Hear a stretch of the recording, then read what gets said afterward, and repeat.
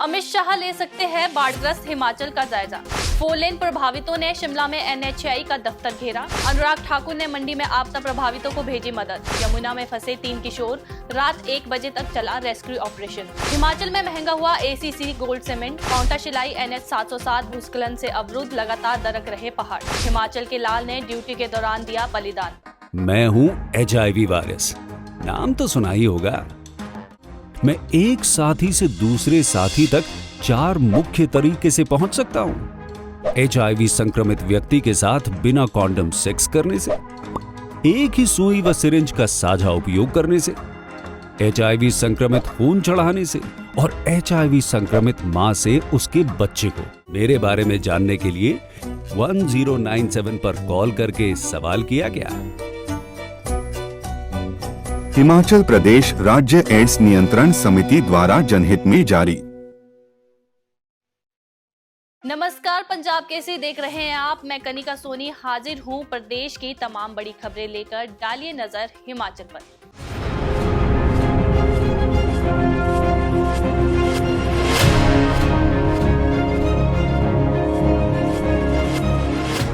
CM Sukhu अपने दिल्ली दौरे से वापस लौट आए हैं। इस दौरान उन्होंने वित्त मंत्री निर्मला सीतारमण, नितिन गडकरी और गृह मंत्री अमित शाह से मिलकर हिमाचल की त्रासदी का ब्यौरा दिया और सहायता मांगी। उन्होंने बताया कि गृह मंत्री अमित शाह ने उन्हें आश्वस्त किया है कि अगर संभव हुआ तो वे खुद आकर नुकसान का आंकलन करेंगे।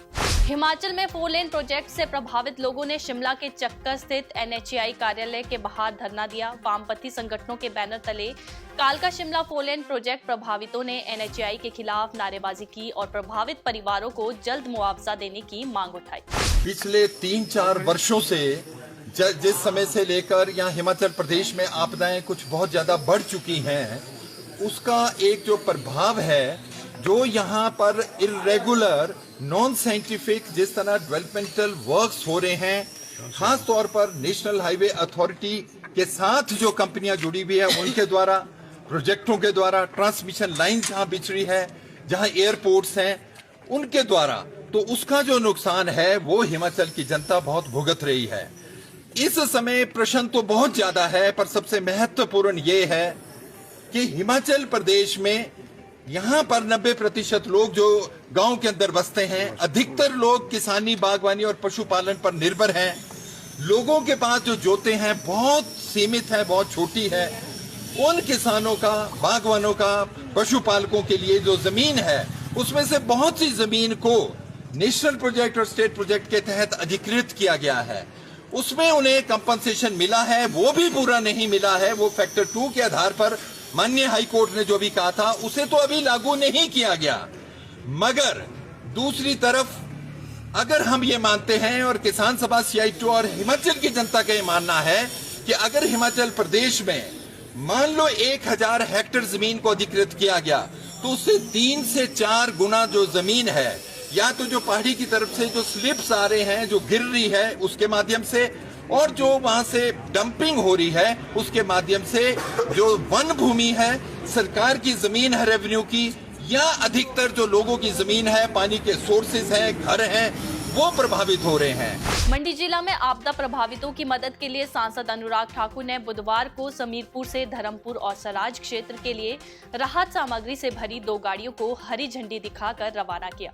अनुराग ठाकुर ने कहा कि आपदा के इस घड़ी में केंद्र और प्रदेश सरकार पूरी तरह से प्रभावित परिवारों के साथ खड़ी है और हर संभव मदद पहुंचाई जा रही है। पांवटा साहिब के रामपुर घाट में यमुना नदी में पानी का स्तर अचानक बढ़ जाने से 3 किशोर टापू में फंस गए, लेकिन समय रहते पुलिस और स्थानीय गोताखोरों ने जान की बाजी लगाकर रेस्क्यू ऑपरेशन चलाया और तीनों को सुरक्षित बाहर निकाला।